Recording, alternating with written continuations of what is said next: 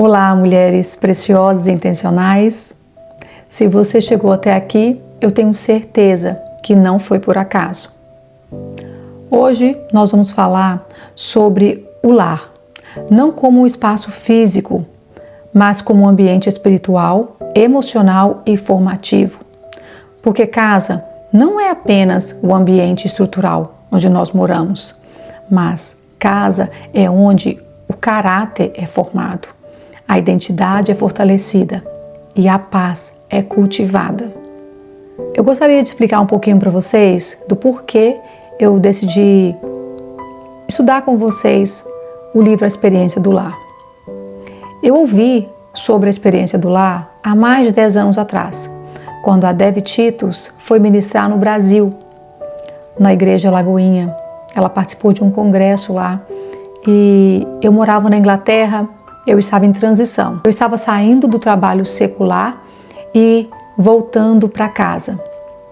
Eu estava grávida da minha terceira filha e da minha filhinha caçula e já tinha 2 filhinhos de 4 aninhos. E de verdade, gente, eu nunca tinha pensado que o meu lar seria minha fornalha, meu lar seria meu deserto, que o meu lar seria onde eu seria esmagada. Mas eu também não poderia imaginar a mulher que eu me tornaria depois de tudo que eu vivi. E o mais engraçado que não foi por causa do meu marido, dos meus filhos, porque graças a Deus eu encontrei o meu Boaz e os meus filhos são bênçãos do Senhor. Mas é porque eu estava tão impregnada da cultura mundana de que mulher só tinha valor pelo que ela fazia fora da casa dela, que eu só trabalhava e chegava em casa à noite e isso era o meu valor. Com quantas pessoas eu administrava, quantas empresas eu conseguia fazer crescer, enquanto meu lar estava definhando. Eu estava com a mente totalmente cauterizada. Mas foi justamente aí, quando já não havia mais jeito, fragilizada, totalmente vulnerável, foi quando o Senhor me encontrou. E eu me emociono porque não foi a igreja, não foi a amiga, não foi o conselho dos colegas de trabalho, mas foi o Espírito Santo que me conduziu naquele momento, aquele vídeo daquela mulher ministrando. Então eu quero deixar um alerta para vocês, não despreza a palavra de Deus. Quando ela vier em forma de vídeo, claro que nós temos que ter filtro, gente, nem todo que diz Senhor, Senhor é de Deus. Mas eu tive a convicção naquele momento que aquela mulher, a Dev Titus, estava falando algo muito profundo. Lá na Inglaterra nós temos um clima muito difícil, né? Lá chove muito, é muito frio e eu estava totalmente, né, naquele período de transição, de adaptação. Meu esposo passava o dia inteiro trabalhando e eu ficava em casa com os meus filhos e eu levava eles para a escola debaixo de chuva, voltava. Então houve muitas coisas. Então eu precisava que Deus me visse, que Ele olhasse para mim e me desse uma direção.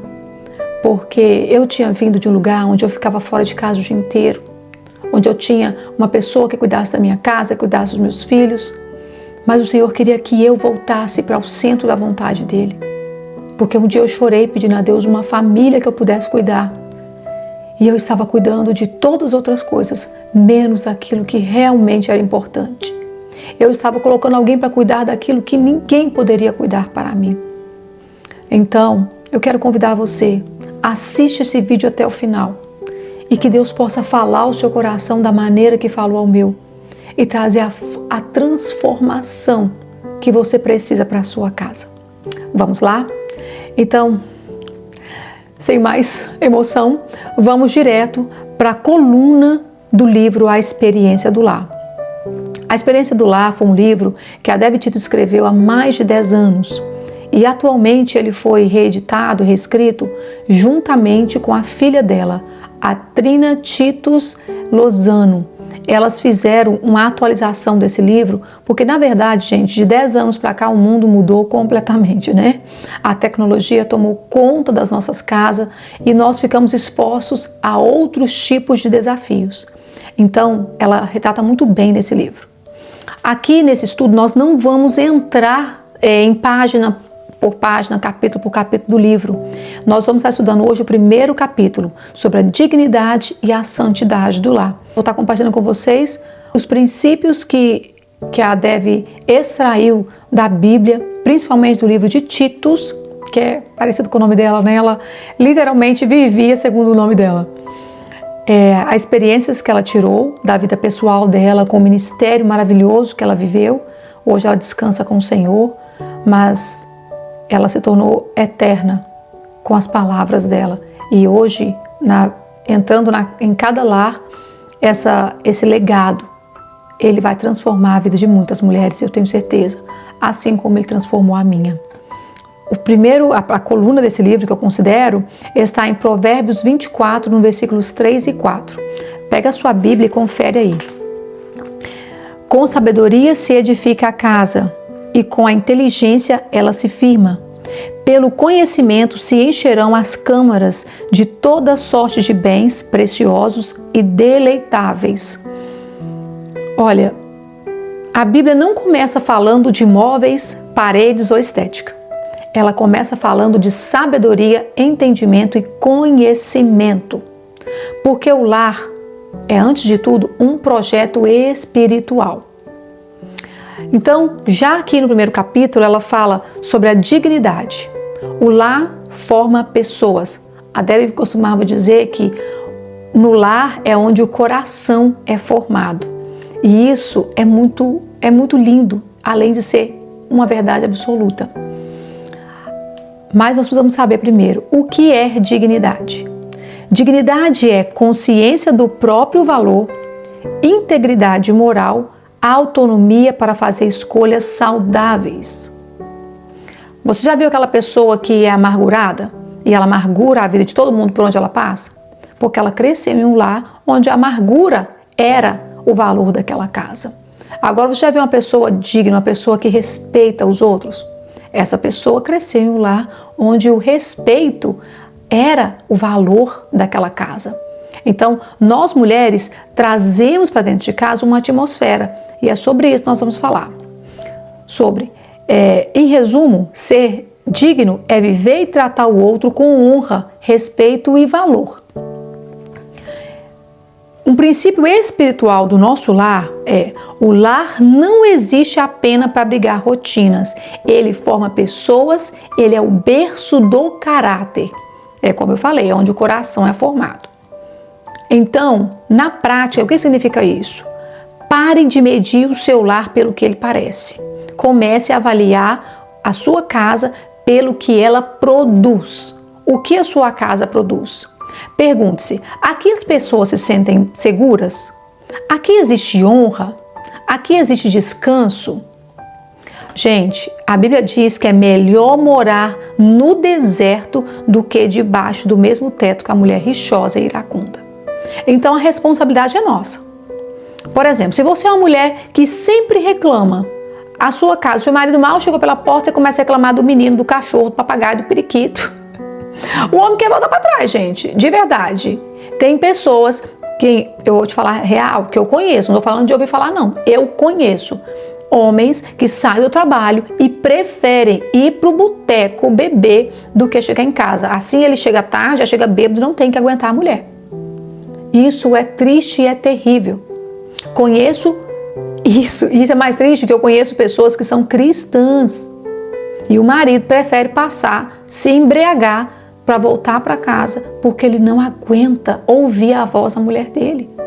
Gente, isso é triste. Crianças que saem da escola, vai brincar com o vizinho, vai passar na casa de todo mundo primeiro para chegar em casa tarde, para não aguentar a mãe reclamando. E essa mãe, muitas vezes, ela está reclamando porque ela não tem dignidade. Ela não foi ensinada que o valor dela não está no que ela faz. Mas a casa dela vai refletir o que ela faz. O que nós estamos trazendo para o nosso lar? Isso é muito sério e muito, muito importante. Eu fui criada em um lar onde eu não tive a dignidade.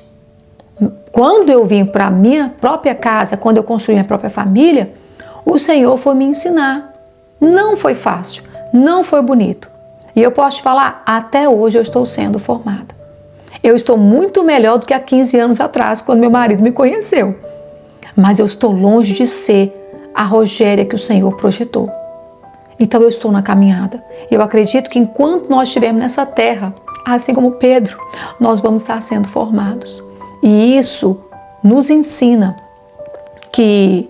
a pensar o que eu estou gerando na minha casa. Então vamos lá. Uma pergunta para a sua meditação.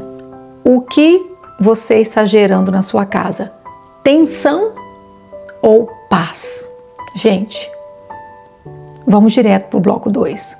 Santidade. Separar o lar para um propósito. Você sabia que a palavra santo significa separado? Separado para quê? É a pergunta. Santidade é ser separado para um propósito sagrado. Santidade no lar não é religiosidade, é intencionalidade espiritual.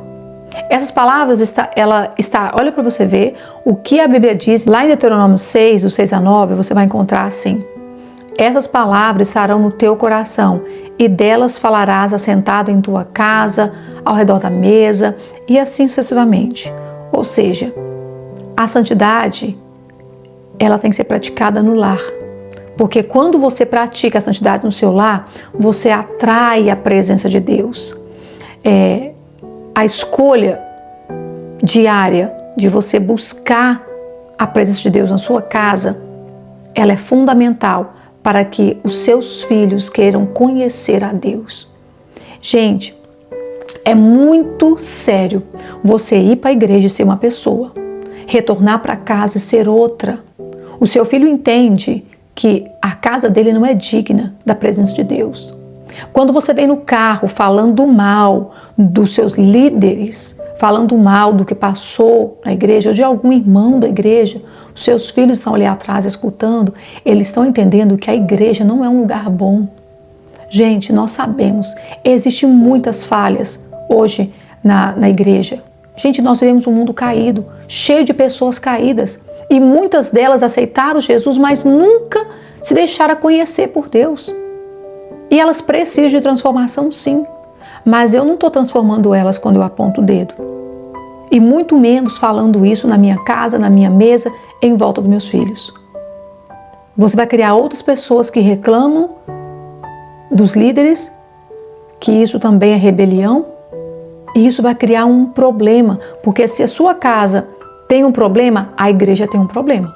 Por isso que não existe igreja perfeita. Ela está cheia de pessoas imperfeitas que reclamam da imperfeição dos outros. Então nós precisamos aprender que a Bíblia é um espelho. Ela não é uma janela. Não é para você estar lendo a Bíblia e criticando o comportamento do outro. É para você olhar a Bíblia e ver o seu comportamento, se ele está atraindo a presença de Deus. Se ela está te ajudando a ter um relacionamento sincero com o Senhor. Se ela está trazendo transformação para a sua casa. E isso vai refletir diretamente na santidade do lar. Você, mulher, é responsável por abençoar a sua casa, por encorajar o seu marido. Você sabia, que nós já ouvimos falar muito, né? Todo mundo sabe disso, que a mulher sábia edifica a sua casa. A Bíblia diz que a sabedoria construiu para si uma casa e edificou 7 colunas. Uma das colunas da sabedoria, gente, é o entendimento. Outra, conhecimento. Essas são colunas que nós edificamos na nossa casa. E nós, mulheres, só nos tornamos colunas da nossa casa quando nós estamos sendo sábia. Porque se nós estivermos sendo tolas, nós somos câncer nos ossos do nosso marido. Gente, isso é terrível. Quando eu entendi que eu era um câncer no osso do meu marido, eu chorei muito. Chorei de vergonha, chorei porque eu conheci o Evangelho, estava tantos anos na igreja e nunca tinha me deixado a conhecer por Deus. Eu conheci o Senhor de ouvir falar, mas eu nunca tinha andado com Ele. E eu posso te falar a verdade, foi transformador quando eu conheci o Senhor, não mais de ouvir falar, mas de caminhar com Ele, de ouvir a voz dEle, de praticar a palavra dEle na minha casa, quando ninguém estava vendo. E é isso que eu quero convidar você. Pare de viver uma vida religiosa lá fora. Começa a viver uma vida santa na sua casa. E você vai ver como que a sua igreja vai melhorar. Começar por você. Como seus filhos vão ser muito melhores. Como seu marido vai ser tão excelente. Tá tudo bem ter uma carreira. Tudo bem estudar, ter uma profissão, ser uma empresária. Excelente. O que você não pode é levar o seu coração para longe da sua casa. Porque a sua casa não tem preço. E isso, gente, esse lugar, o nosso lar, é o único lugar onde nós somos insubstituíveis. No trabalho, se você ligar para o seu chefe hoje e falar, olha, não vou trabalhar mais, amanhã ele tem 5 pelo menos fazendo fila para tomar o seu posto. E na sua casa, se você falar para o seu filho, olha, eu não vou ser mais sua mãe, não existe ninguém que possa te substituir. Se você falar para o seu marido assim, olha, eu não sou mais a sua esposa, pode aparecer 1000 mulheres na rua, mas nenhuma se compara a você. Porque Deus uniu você ao seu marido. Existem projetos, existem planos que estão exclusivamente separados para você e o seu marido, para a sua casa, para os seus filhos. A santidade do lar, na prática, é separar a sua casa como um ambiente onde a presença de Deus é percebida. Através de quê? Através de escolhas simples diárias. Por exemplo, uma oração breve antes da rotina começar, um louvor baixinho pela manhã, abençoar a casa enquanto arruma, orar pelo marido, pelos filhos com gratidão, não com queixa. Um versículo visível, um quadrozinho com uma palavrinha, um versículo da Bíblia que traga ânimo, que traga incentivo, intencional para dar direção. Eu sempre gosto de ter na minha casa algum quadro para decorar no banheiro, onde a gente vai todos os dias. Na cozinha ter alguma coisa que lembre eles quem eles são, que dê uma palavra de ânimo, que se eles chegarem tristes, na entrada da casa já tem lá, olha, o Senhor será com você onde você caminhar. Eu sempre tenho alguma coisa desse tipo, porque é na prática, gente, que a gente cuida do nosso lar, não é na teoria.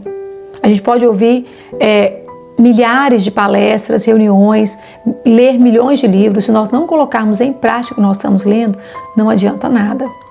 E essas pequenas coisinhas fazem toda a diferença. O marido que tem uma esposa santa, ele vai pensar 2 vezes antes de correr por pornografia. Uma mulher que busca andar no temor do Senhor, ela não vai correr para pornografia no momento que ela se sentir carente. E pasmem em você, gente. Não é só homem que está viciado em pornografia, não. Existem mulheres que estão no altar e estão mergulhadas na pornografia. Só que ninguém fala sobre isso, porque parece que é uma coisa que é só de homem. Não é. Não é. Santidade é para homem e para mulher. E o mundo está tão doente, que hoje as pessoas estão, dos bastidores, subir para o altar, estão com um aplicativo ali de coisas indevidas. Então nós precisamos voltar para aquilo que é santo. Fazer separação do que é santo e do que é profano. E não misturar as coisas, porque Deus não mudou. Nós vivemos pela graça, mas ela não é de graça. Então vamos voltar para o centro da vontade de Deus. Seguindo, gente. Casas consagradas não são perfeitas, elas são intencionais. Então, seja intencional na separação daquilo que agrada ao Senhor do que não agrada. Por exemplo, mulher casada anda com mulher casada. Mulher crente anda com mulher casada e crente. Não adianta a gente estar casado e querer ficar passeando, cafezinho, fim de semana com mulher solteira. Vai comparar as vidas, vai dar ruim, gente. Não se compara, é difícil. Porque a solteira parece ter uma vida perfeita. A casada parece só tem problema, e não é verdade. Casamento é a melhor coisa que existe. Eu não troco a minha vida de casada pela vida de solteira que eu levava. A minha vida é uma vida cheia de desafios, sim. Desafios incríveis, guerras fantásticas, batalhas extraordinárias. Mas eu também sou realizada, completa. E eu posso dizer que eu tenho um lar feliz. Para a glória e honra do Senhor. Eu não posso reclamar. Então eu quero convidar você a praticar a santidade na sua casa. Não é na casa do vizinho, não é na casa da sua cunhada, é na sua casa. Porque é aí que o Senhor vai te encontrar. É aí que Ele vai te forjar. É aí que você vai ser moldada e espremida. E quando você é espremida, o que sai de você? Eu descobri que saía azeite de mim quando eu era espremida. Aliás, quando eu sou, porque eu ainda sou espremida. E você? Vamos voltar para o centro da vontade de Deus. Bloco 3. A atmosfera é uma decisão. Eu e minha casa serviremos ao Senhor. Josué 24:15. Toda casa tem uma atmosfera e alguém sempre está discipulando esse ambiente, mesmo sem perceber. Eu quero contar para vocês uma cena assim bem engraçada que aconteceu lá em casa, quando a minha filhinha caçula tinha 3 anos. Eu já estava nessa fase, de aprender com o Senhor e de ser forjada, mas foi muito engraçado o que passou. O meu marido, ele sempre tinha um hábito de falar com as crianças assim, quando ele chegava do trabalho, sentava no sofá, se as crianças pedissem alguma coisa para ele dizia assim: vai lá e pede para sua mãe. Às vezes as crianças maiores queriam brincar na rua e ele falava assim: vai lá e pede para sua mãe. Ele nunca dizia não, porque ele não gostava de ser o pai que corrige, ele sempre queria ser o pai bonzinho. A gente até brincava, que eu falava que ele era o policial bom e eu era a polícia ruim. Ele ria, brincava e levava na brincadeira. A Júlia tinha apenas 3 aninhos. Um dia meu marido falou algo com a Júlia. Falou assim com a Júlia para parar de brincar, ela estava atrapalhando ele ver o futebol que ele estava assistindo. E ela ignorou ele. Ela simplesmente atuou como se não tivesse ninguém falando com ela. Eu estava em cima, no segundo andar da casa, fazendo umas coisas. Meu marido tocou no braço dela e falou com ele: ei, tô falando com você. Quem é que manda aqui? Ela: a mamãe. Ela virou onde ela estava e continuou brincando. Meu marido ficou pasmo. Ele ficou arrasado, me gritou na hora: amor, o que você está ensinando para essa menina? Eu desci calmamente as escadas e perguntei para ele o que estava acontecendo. Então ele me explicou. E eu disse para ele: pois é, amor, eu não estou ensinando isso para ela não. Mas, na verdade, ela está aprendendo com a mensagem que você tem passado para eles todos os dias. Toda vez que você delega a sua autoridade para alguém, essa pessoa, ela tem mais poder do que você. Então foi isso que passou com meu marido. Então quando eu estava preparando esse estudo, eu me lembrei e achei muito relevante trazer isso para cá, porque muitas das vezes, gente, os nossos maridos têm essa mania de passar para a gente as decisões difíceis. E os nossos filhos estão assistindo isso. Então nós, como mulheres, não devemos permitir isso. Nós devemos chamar o nosso marido à parte e conversar com ele sobre isso. De preferência quando as crianças não estiverem em casa, se for possível. Mas se não, mesmo se ela for bebezinha, criança, não discuta na frente dos seus filhos, não converse temas importantes perto de pessoas frágeis, ok? Isso é muito sério. Então, seguindo, você não discipula só com palavras, você discipula com atitudes. Uma outra situação, eu sempre gostava de orar com as portas fechadas, entrava pro meu quarto, fechava a porta. E os meus filhos, toda vez que eles iam me chamar para alguma coisa, eles batiam na porta. Então o Senhor um dia me instruiu a orar com a porta aberta. Então eu comecei a deixar a porta entreaberta. Então quando eles chegavam, eles olhavam e me viam de joelho, eles começaram a ajoelhar do meu lado, esperar que eu terminasse de orar e então eles conversavam comigo. E isso foi uma rotina que eles viram por muitos anos. Hoje, as minhas filhas fazem a mesma coisa. Muitas vezes elas estão no quarto delas, elas ajoelham e vão orar. Porque para elas isso é uma rotina, é algo natural. Porque elas viram a mamãe delas fazerem isso. E isso, gente, é lindo. Eles não aprendem só com coisas ruins, eles também aprendem com hábitos bons, ok? Então vamos lá. Vamos alinhar, aquilo que nós estamos falando. Pergunte a si mesma: meu tom de voz é leve ou é áspero? Gente, tom de voz, oh meu Deus, eu fui criada numa casa onde todo mundo gritava. Gente, era cultural, todo mundo gritava. Essa foi a área mais difícil para mim. E eu confesso para vocês que até hoje eu preciso ser intencional, me policiar. Porque na hora que você tá na TPM ou o menino faz raiva, alguma coisa passa em casa, o marido, gente, tem tendência original de estressar a gente. Às vezes, gente, do nada, vem aquela vontade de gritar e colocar todo mundo no lugar. Isso aqui em casa virou meme.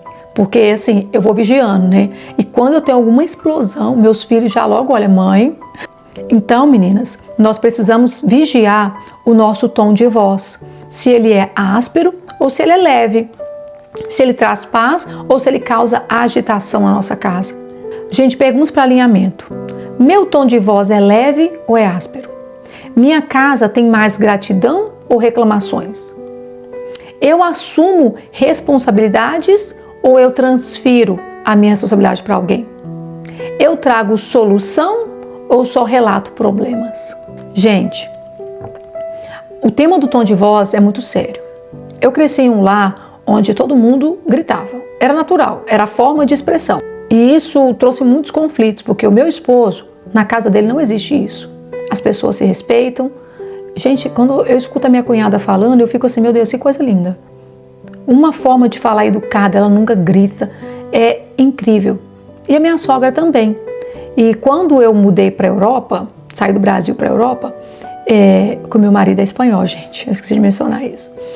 Então, assim, eu tive muito aquele choque cultural, né? Eu via como elas serviam, como elas tratavam meu marido, e eu fiquei assim chocada, porque aquilo no Brasil, gente, era inaceitável. Era algo assim, nada a ver, né, de onde eu vim. Mas Deus é lindo, Ele me deixou 9 meses morando na casa da minha sogra para me ensinar a ser uma esposa dedicada. E eu sou muito grata a Deus pela vida dela. Hoje, escolha o tom que você vai falar na sua casa. Pergunte a você se esse tom traz paz ou agitação. Eu costumava gritar muito na minha casa porque era algo natural que eu fazia. E a minha sogra um dia me perguntou, falou comigo, Rogéria, você grita muito. Por que você grita tanto? E eu, logo, claro, me defendi, né? Na altura. Imagina, eu gritar? Não, isso é natural, minha filha. Mas depois eu fui orar e o Espírito Santo falou comigo que aquela pergunta era legítima. Eu realmente gritava muito. E então Ele trouxe ao meu coração como que foi a minha infância. As palavras que eu ouvia, a agitação que tinha. E por que eu estava fazendo os meus filhos passar pelas mesmas coisas que me faziam chorar. Então aquilo mexeu muito comigo e eu pedi ao Senhor que me ajudasse a mudar aquela cultura, transformar o meu entendimento e falar com os meus filhos com amor. Eu amava muito os meus filhos e não queria causar ferida na alma deles por causa dos meus próprios traumas. Então o Senhor começou a me moldar e eu percebi, gente, em pouco tempo, como que a palavra doce, ela acalma a ira. Era muito lindo de ver isso nos meus filhos, na minha própria vida, porque quando a gente grita, a gente traz uma agitação para o nosso ambiente. E quando nós falamos de uma maneira doce, aquele problema parece que ele murcha, parece que ele fica menor. É o mesmo problema, porém visto por uma perspectiva diferente, sem agitação, com calma e lembrando que o Senhor não perde controle de nada. Então, hoje, se você puder, pense sobre isso. Se você é uma pessoa que grita porque é cultural na sua vida isso, traga a cultura do céu para a sua casa. Deixa a cultura da terra aqui na terra. O seu lar deve ser protegido. Lembre-se que você é a guardadora do seu lar. Você protege a sua casa. Você é uma mulher sábia. Então você tem que edificar a sua casa com sabedoria. Use a Bíblia porque ela é um manual para como ser mãe, como ser filha, como ser sogra, como ser nora. Ela é um manual para como ser marido.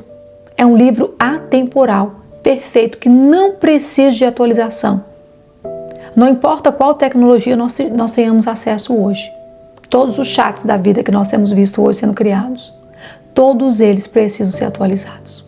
A Bíblia não. A Bíblia ela é perfeita e não precisa de atualização em nenhuma época, em nenhuma era. E nós somos privilegiados por ter acesso a esse conteúdo tão poderoso ao alcance das nossas mãos. Não despreze isso. É um conselho de uma amiga. Então, meninas, continuando. A santidade, ela envolve a proteção do seu lar. É muito triste quando a mulher senta em uma mesa e começa a falar mal do seu marido, dos seus filhos, começa a expor a sua casa.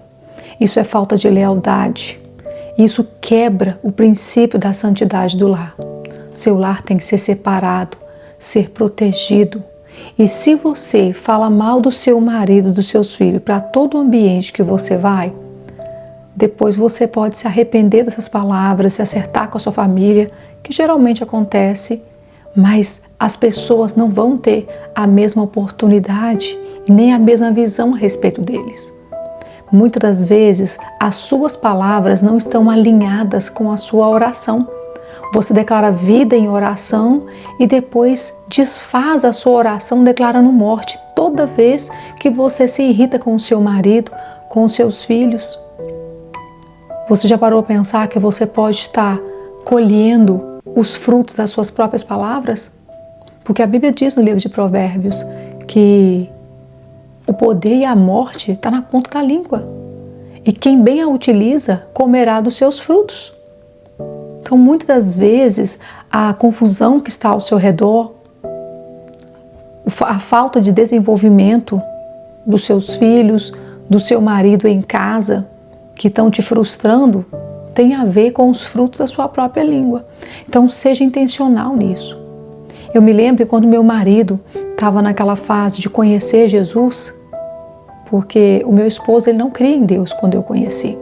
Ele era um homem ateu. E para a glória e honra do Senhor, eu pude ver a transformação dele. Mas uma coisa que hoje, quando eu olho para trás, eu vejo que foi crucial, foi eu fechar a minha boca e deixar o Espírito Santo trabalhar. Porque se eu falasse aquilo que eu estava vendo, não estava condizendo com as minhas orações. Mas eu comecei a orar em silêncio e profetizar vida para eles ao invés de morte. Tudo aquilo que não me agradava, eu guardava para mim. Pedi ao Senhor estratégia para abordar esse tema com Ele de maneira diferenciada. E hoje eu vejo os frutos disso. Foi fácil? Não, gente. A nossa vontade realmente é falar tudo que vem na cabeça. Mas é falta de sabedoria. Então nós temos que ter palavras doces para falar na nossa casa, para alinhar a santidade do céu com a nossa casa e transformar o nosso lar em um lugar digno. Isso vai atrair a presença de Deus. Porque culto não é só quando você vai à igreja adorar o Senhor. Também você está cultuando a Deus quando você honra o seu marido e seus filhos dentro da sua casa. Por isso que lá em Provérbios 31 fala que a mulher virtuosa ela é louvada. E não é pelas pessoas da rua, é pelo que ela faz. O marido e os filhos a louvam. Será que o seu marido e seus filhos podem te louvar? Pela maneira que você os tem tratado? Ou só as pessoas da igreja onde você serve, as pessoas que você serve no seu trabalho te louvam porque você é uma profissional excelente? Você é uma voluntária excepcional? Mas em casa você dá só o que sobra. Pensa sobre isso, porque isso vai direto, alinhado com a vontade de Deus. Que a sua casa possa ser tratada com o respeito que ela merece. O seu marido possa ser honrado como a Bíblia diz que ele deve ser honrado. E que os seus filhos possam ser educados, cuidados e amados, como a Bíblia nos diz que devemos fazer. Ok? Vamos para o próximo ponto. Beleza e ordem como linguagem do amor. Muita gente pensa que a beleza da casa está na estética. E nós já aprendemos nos blocos anteriores que não é bem assim. Então, é importante ou não é importante cuidar da aparência da casa? É importante, sim. Vai ser alinhado com a atmosfera. Não tem como você estar numa casa toda desordenada, fazer tudo certo, tudo bonitinho, cuidar do marido, cuidar dos filhos e a casa está toda bagunçada. Isso não vai atrair a atmosfera do céu para a terra. O que vai atrair é um conjunto, gente, é um equilíbrio.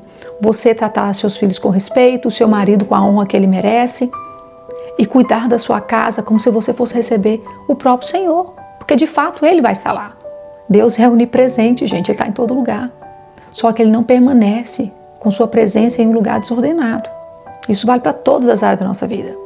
Então, beleza não é ostentação. Ela é um cuidado intencional. A ordem não é perfeccionismo. É reduzir o ruído externo para que a sua alma possa relaxar e respirar. Organização não tem nada a ver com luxo.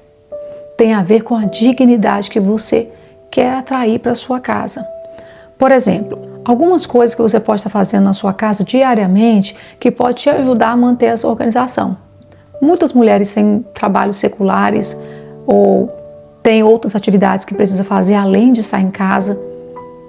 E isso é difícil, é realmente desafiador.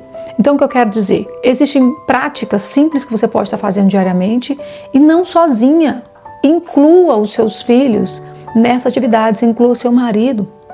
Quando meus filhos eram pequenos, nós tínhamos tarefas bem simples para eles, mas ajudava na ordem da casa. O brinquedo deles, quem recolhiam era eles. A cama dos meus filhos, eu ensinei eles a fazerem desde pequenininho. Então, assim, eles eram responsáveis por fazer a cama deles, recolher os brinquedos. Algumas atividades a gente pode estar delegando para nossos filhos, outra para os nossos maridos, porque todos moram naquele ambiente. Então é muito importante que todos participem da manutenção desse ambiente. Por exemplo, escolha áreas simples para você começar. Não queira organizar tudo de uma vez, porque não é possível. Você vai terminar exausta, a sua família vai estar todo mundo chateado, porque eles são bem tão cansados. Porque parece que não, gente, estudar cansa. Eu estudo demais e eu sei o tanto que cansa. Meu marido, ele trabalha o dia inteiro. Se ele chegar em casa e estiver com a casa de perna pro ar, gente, ele vai ficar chateado porque ele quer chegar, comer alguma coisa e deitar no sofá e relaxar um pouco. Ou ir para a piscina, fazer alguma coisa assim que ajuda ele deixar todo aquele cansaço para trás, para se renovar para um novo dia. E isso nós precisamos fazer intencionalmente. Então, vamos lá. Hoje que eles já são grandes, minha filha caçula tem 12 anos, ela mesma faz o quarto dela. Eu já não vou lá dar jeitinho mais não. Eu deixo ela fazer. Eu vou lá e olho o que está mal feito e peço para ela fazer melhor. Explico para ela como faz e ela volta a fazer. E adolescente é meio preguiçoso, né? Então, às vezes, eles não querem fazer, eles sabem como fazer, mas não fazem. Então, nós precisamos de incentivá-los a fazer. E, às vezes, temos que colocar um pouco mais de limite, né? Olha, se não fizer, não tem celular, né? Aquela coisa básica de mãe. Aquela chantagem, assim, para a criança entender. Olha aqui, se você não fizer, minha querida, quem perde é você. Mas, na prática, gente, brincadeiras à parte, é bem assim. Por exemplo, se você nunca vai conseguir fazer tudo de uma vez, a não ser que você tire um dia específico para isso. A beleza e a organização do seu lar, como nós falamos, não tem a ver com luxo, tem a ver com a dignidade. Por exemplo, deixar uma cama bem feitinha, um sofá limpo, manter uma casa limpa, gente, é desafiador. Você arruma um quarto, daqui a pouco a criança bagunça o outro. Isso mostra para as pessoas que estão na sua casa que elas são queridas ali. Nesse estudo aqui, nós estamos falando sobre nós mulheres. Não se preocupem, vai chegar a palavra para os homens também. Mas nós precisamos fazer a nossa responsabilidade para nós. Porque nós somos as que são chamadas de sábias na Bíblia. E precisamos edificar a nossa casa. Você pode ter certeza que se você for uma mulher sábia, todas as demais coisas vão seguir a sua ordem correta. Então eu quero fechar esse estudo com vocês, chamando vocês para não perderem a dignidade do lar de vocês, se você já tem. Continue fazendo manutenção, porque a manutenção é que mantém uma casa em pé.